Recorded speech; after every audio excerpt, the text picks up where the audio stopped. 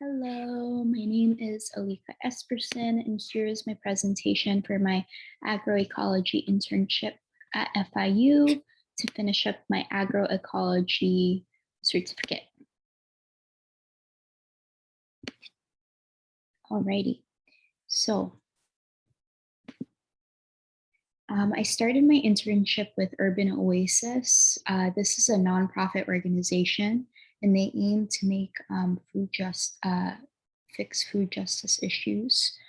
So they work with local farms, about 22 of them, and they work to make food that is organic, mostly organic and sustainable, available to people in lower income communities, because this food should be accessible to everyone. And a lot of times lower income communities eat food that isn't exactly nutritious because healthy food is more expensive. So they settle for processed food or fast food.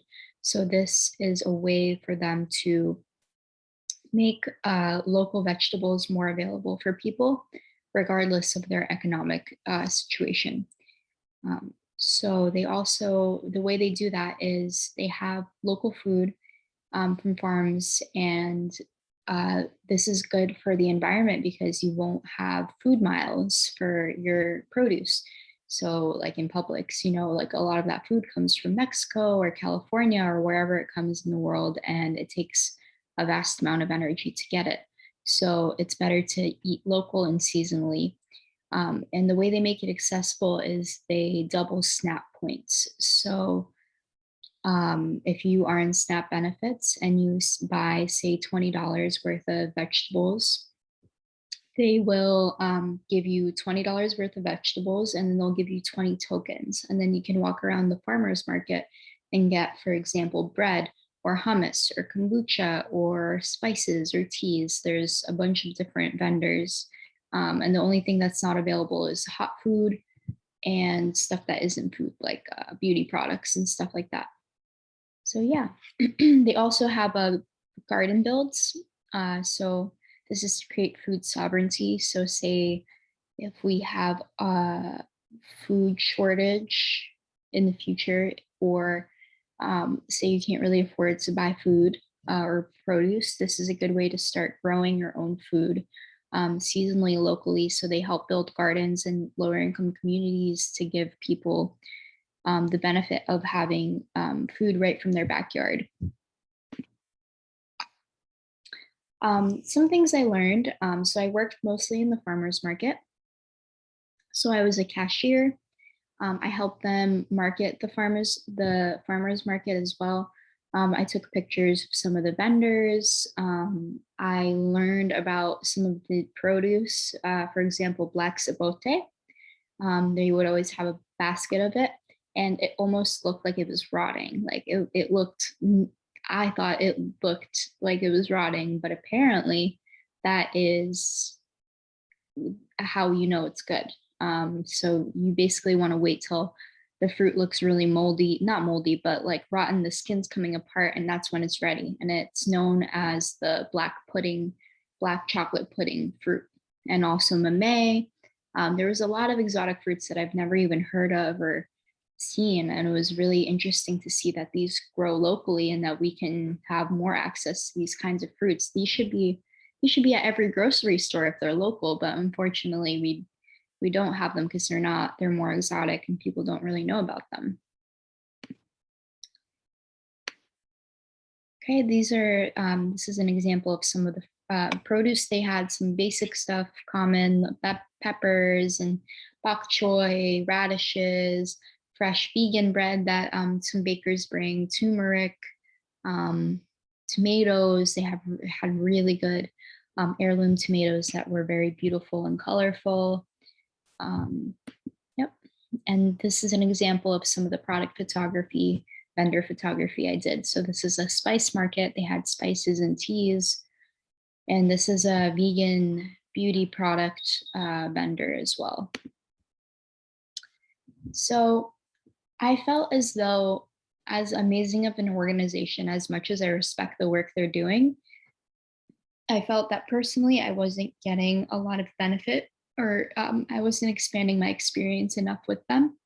So I transitioned to the Clio Institute for a FIU campus organizer position. So essentially, a Clio Institute is a nonprofit that's based in Miami that works statewide. They have offices in Miami, Tallahassee, Orlando, and Tampa, and they focus on climate change literacy and advocacy. So essentially, they'd like to take people who may be concerned about climate change issues, but don't really know how to take action besides, lowering your own carbon footprint or using reusable bags or whatever steps they're taking in their own life. They teach them about how to public speak, how to interpret public policy, how to speak to elected officials, speak at commission meetings. So they really focus on civic action. And they really focus on the youth because we really are the future. And so they work with high school students and college students. So the work that I was doing with them was I was working, they wanted to launch a Gen Clio, which is their youth-led advocacy program.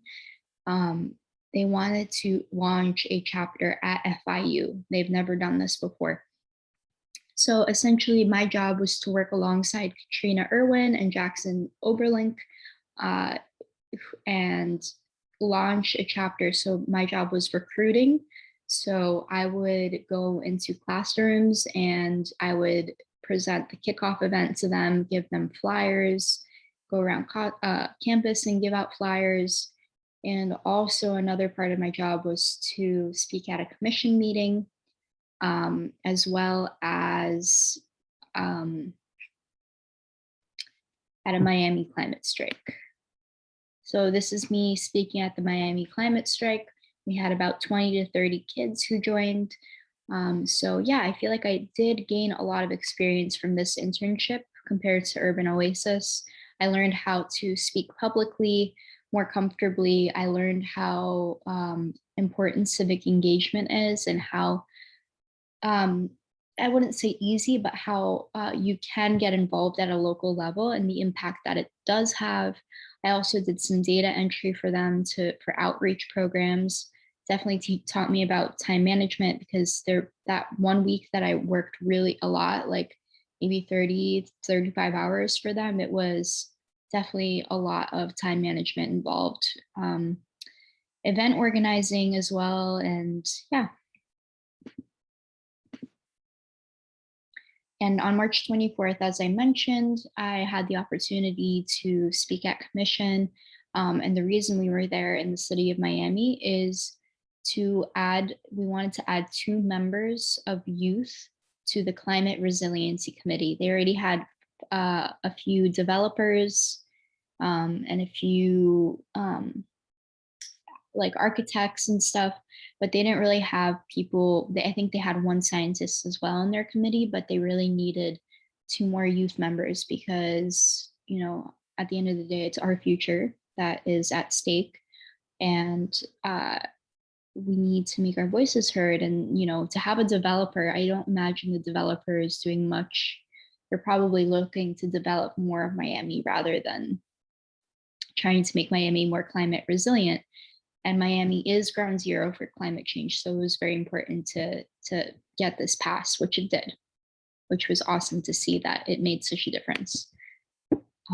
At the Miami climate strike, I got to face paint Mayor Daniela Levine Cava, and she was very supportive of our movement. She spoke a few words as well. And this is the event that I helped make happen, helped plan.